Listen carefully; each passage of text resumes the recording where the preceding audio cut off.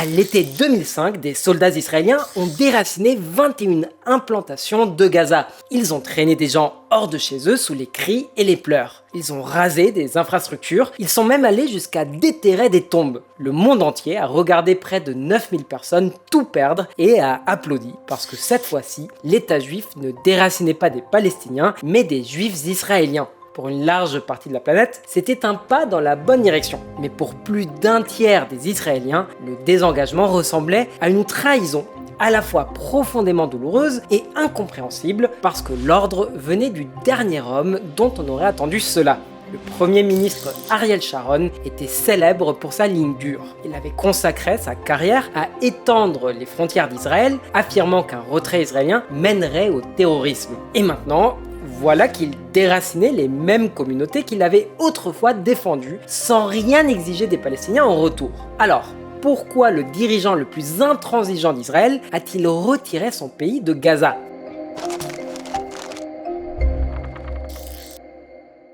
Ariel Sharon se battait pour Israël depuis l'âge de 14 ans. Avant même ses 25 ans, il s'était déjà forgé une réputation de soldat brillant, mais endurci, avec un sérieux problème avec la hiérarchie. Un maréchal jordanien le décrivit comme un grizzly, tandis que les Israéliens l'appelaient le bulldozer.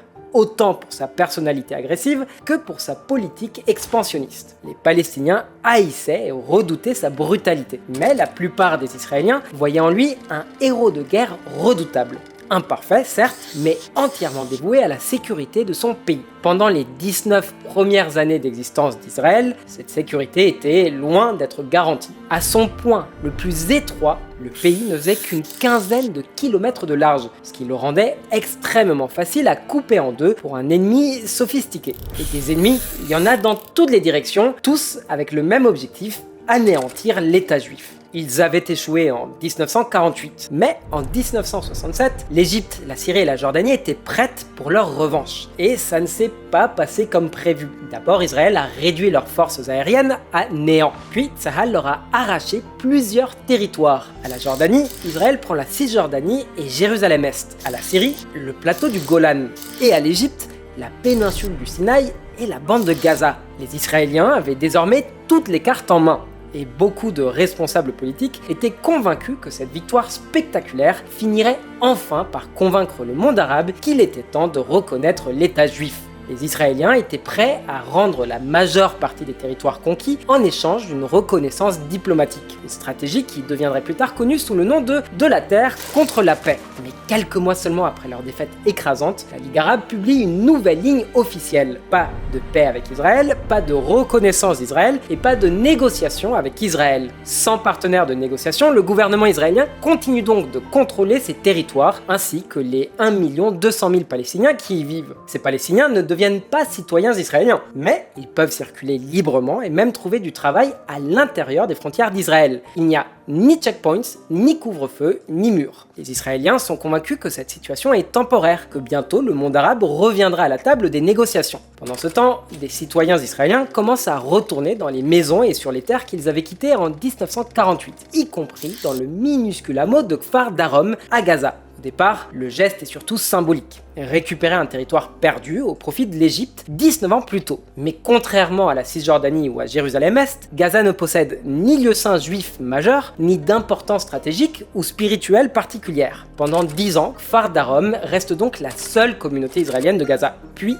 tout change en 1977. Israël vote aujourd'hui dans une élection nationale cruciale qui pourrait déterminer l'avenir du processus de paix au Moyen-Orient. Les premiers résultats annoncent une surprise spectaculaire. Pour la première fois dans l'histoire du jeune pays, le Likoud, parti de droite, renverse le parti travailliste, plus modéré, qui contrôlait fermement le gouvernement depuis près de 30 ans. Le parti travailliste avait approuvé avec prudence un petit nombre d'implantations juives à Gaza et en Cisjordanie, dans l'espoir d'éventuelles négociations de paix. Mais le Likoud ne voyait aucune raison d'empêcher les juifs de vivre sur leur terre biblique ancestrale, et le premier ministre Menahem Begin connaissait exactement l'homme qu'il fallait pour accélérer l'expansion des implantations juives. Selon les points de vue, Ariel Sharon était soit un héros, soit un criminel de guerre. Le nouveau ministre de l'Agriculture avait derrière lui une longue carrière militaire, orchestrant certaines des opérations les plus audacieuses de l'histoire d'Israël. Comme son nouveau patron, Menahem Begin, il se méfiait profondément des Palestiniens et ne voyait guère l'intérêt de négocier avec l'Organisation de libération de la Palestine qui libérait la Palestine en détournant des avions, assassinant des athlètes et rejetant purement et simplement l'existence d'Israël. Sharon et Begin ne voyaient donc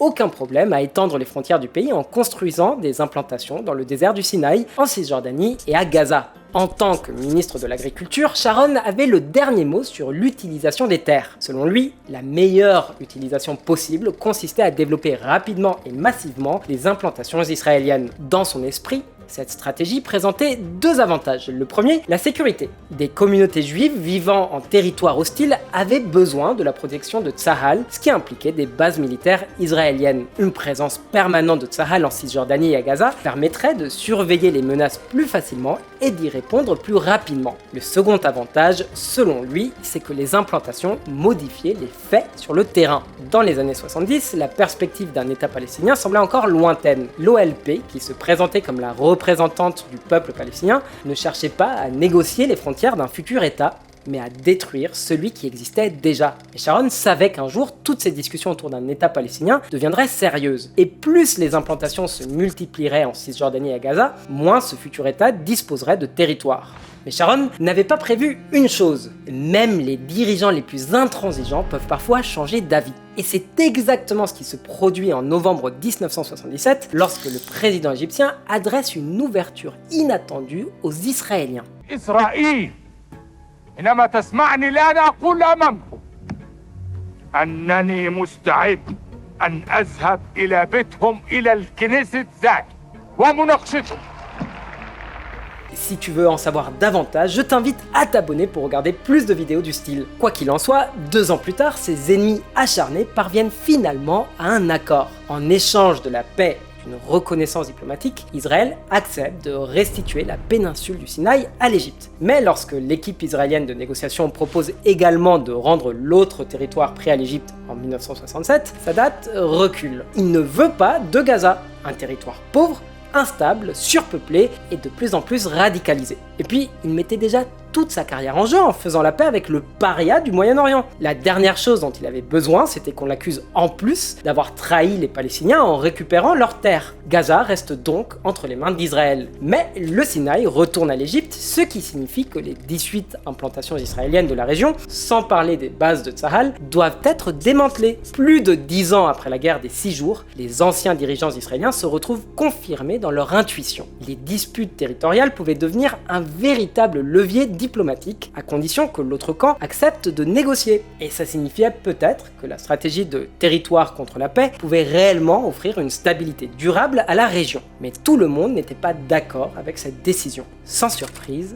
Sharon est furieux. Il n'a jamais eu peur de contredire publiquement les hautes autorités militaires et politiques. Et le retrait du Sinaï ne fait pas exception. Il démissionne du gouvernement pour protester, avertissant que déraciner ces implantations juives mènerait au désastre et que la péninsule du Sinaï était stratégiquement essentielle à la défense d'Israël. Mais lorsque vient le moment d'évacuer les communautés israéliennes du Sinaï, des communautés qu'il avait lui-même autorisées, Sharon revient au gouvernement afin de superviser le retrait, allant jusqu'à ordonner à Tsahal de raser tous les bâtiments pour empêcher les anciens habitants israéliens d'y revenir un jour. Il s'opposait peut-être personnellement à l'évacuation, mais il aimait son pays, et cela signifiait faire des sacrifices. L'évacuation du Sinaï est tendue et profondément émotionnelle, mais elle se déroule aussi bien que possible et Sharon agit avec méthode et précision, démantelant chaque implantation avec une efficacité remarquable. Mais il fait aussi preuve d'une réelle empathie envers les 7000 personnes qui viennent de perdre leur foyer,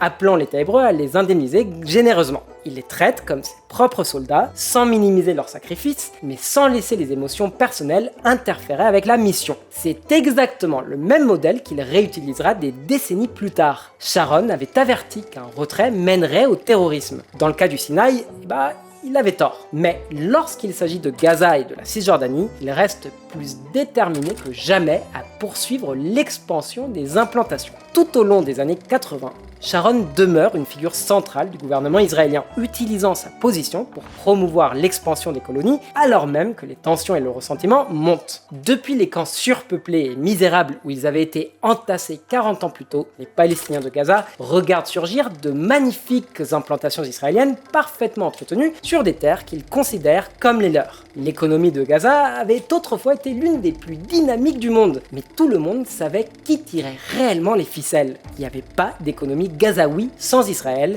Les Palestiniens, ils savaient ça et ils le détestaient. En décembre 1987, la poudrière finit par imploser et l'étincelle, elle vient de Gaza. En quelques jours, le soulèvement se propage. Pour protéger les 3000 à 4000 Israéliens vivant à Gaza, Tsahal encercle progressivement les implantations, transformant ces communautés autrefois idylliques en véritables forteresses assiégées. Et elles le resteront pendant 5 longues années épuisantes. En 1993, Israéliens et Palestiniens sont à bout de souffle et des deux côtés, beaucoup sont prêts à donner une chance à la paix. Les accords d'Oslo établissent un gouvernement palestinien doté de l'autorité nécessaire pour administrer une petite partie de la Cisjordanie évacuée par Tsahal. Si tout se passe bien, les deux parties doivent revenir à la table des négociations 5 ans plus tard pour discuter plus sérieusement de la création d'un véritable État. Alors, je vais pas vous choquer, mais ça s'est pas très bien passé. Sharon avait passé la majeure partie de sa carrière à avertir que si Israël se retirait, le terrorisme s'implanterait.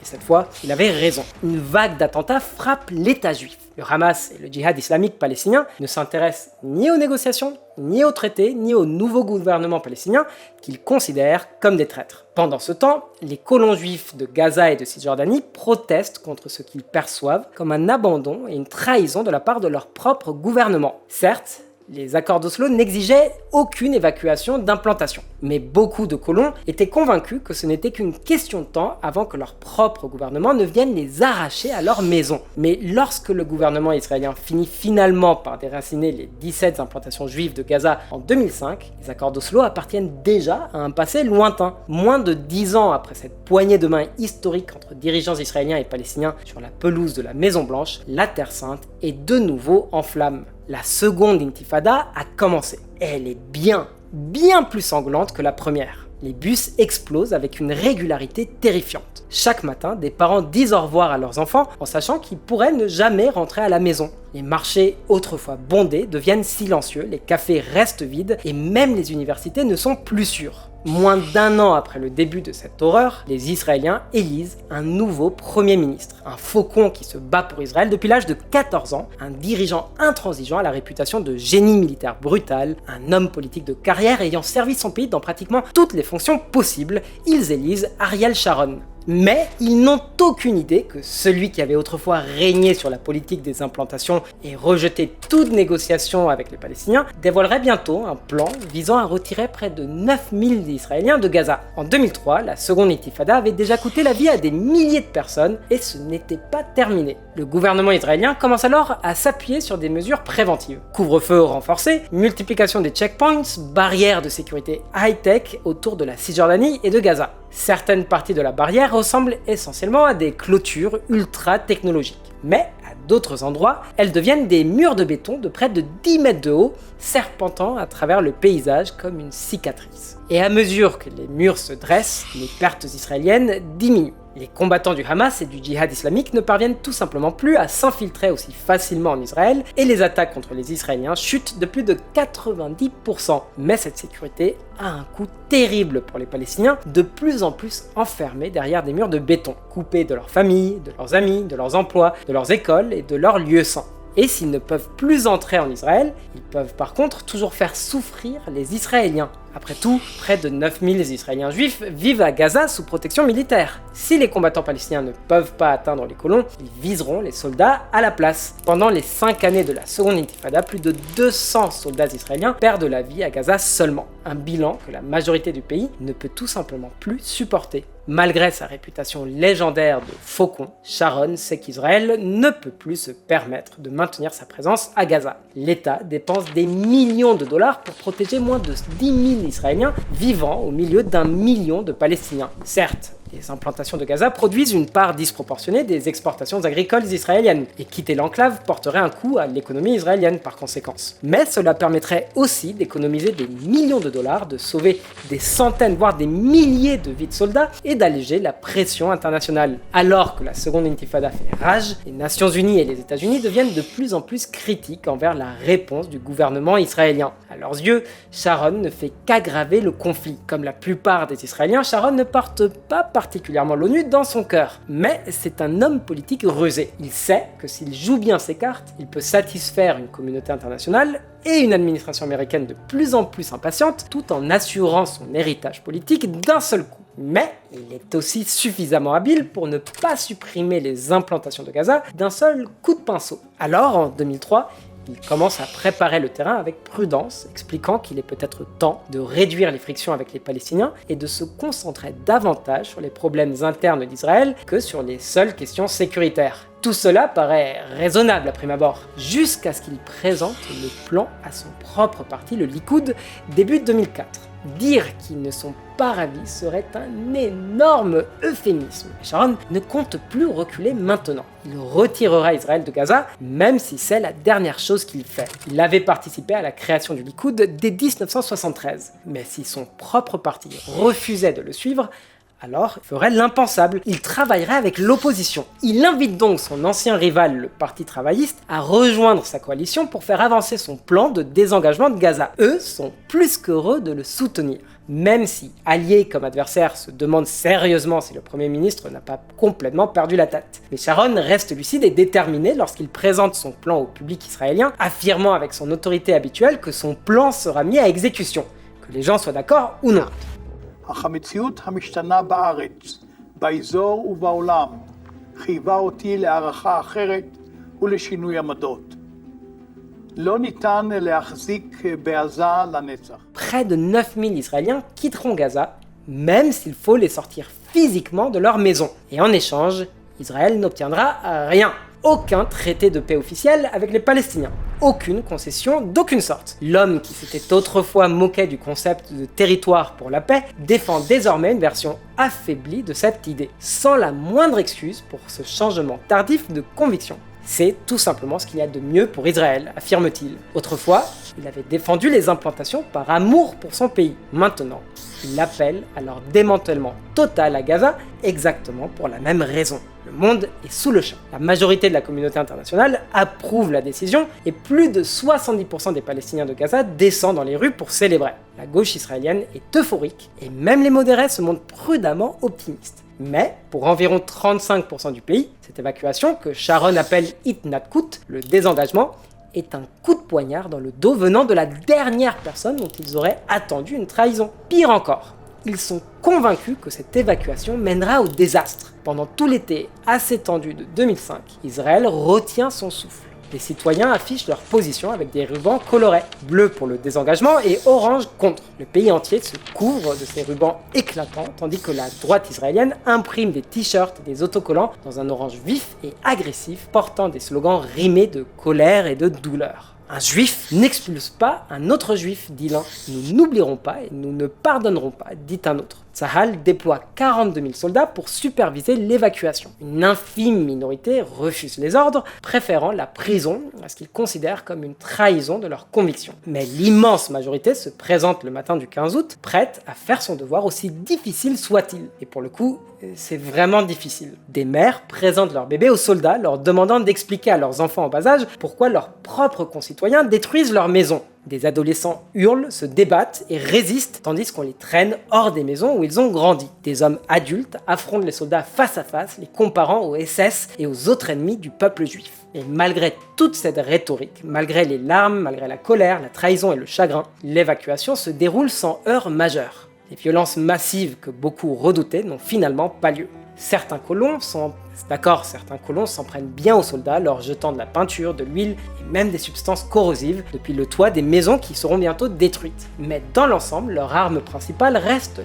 culpabilisation et les paroles blessantes, que la plupart des soldats décident d'ignorer tout simplement. À la fin de la semaine, il n'y a plus un seul Israélien vivant à Gaza. 1 mois et demi plus tard, l'armée israélienne a elle aussi quitté le territoire. 6 mois plus tard, Ariel Sharon disparaît lui aussi de la scène politique. Quelques jours seulement après le début de l'année 2006, le vétéran de la politique israélienne est frappé par un AVC massif. Il vivra encore 8 ans, mais ne se réveillera jamais. Il ne verra donc jamais l'héritage du désengagement. L'élan initial d'espoir laissant place au désespoir lorsque le Hamas finit par prendre le contrôle de Gaza, le sentiment persistant de trahison alors que des milliers d'Israéliens expulsés vivent toujours dans des mobil-homes temporaires en attendant les compensations promises par le gouvernement, les années de terrorisme qui suivent, tandis que le Hamas développe son arsenal et bombarde sans relâche le sud d'Israël de roquettes. Et il aurait été horrifié par les événements du 7 octobre 2023. Cette journée était-elle une conséquence directe du désengagement? Le Hamas serait-il arrivé au pouvoir en 2007 si Tsahal était resté à Gaza pour protéger une poignée d'Israéliens? Parce qu'une fois que Tsahal s'est retiré, les services de renseignement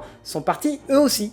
Et sans présence sur le terrain, Gaza est devenue une véritable boîte noire pour l'appareil de renseignement israélien. Le Hamas aurait-il pu préparer le 7 octobre si les Israéliens étaient restés sur place malgré les risques? Nous ne le saurons jamais avec certitude. Parce que, comme le montre le parcours d'Ariel Sharon, la seule chose dont on puisse être sûr au Moyen-Orient, c'est que rien n'y est inévitable. Et cela signifie que tout y reste possible.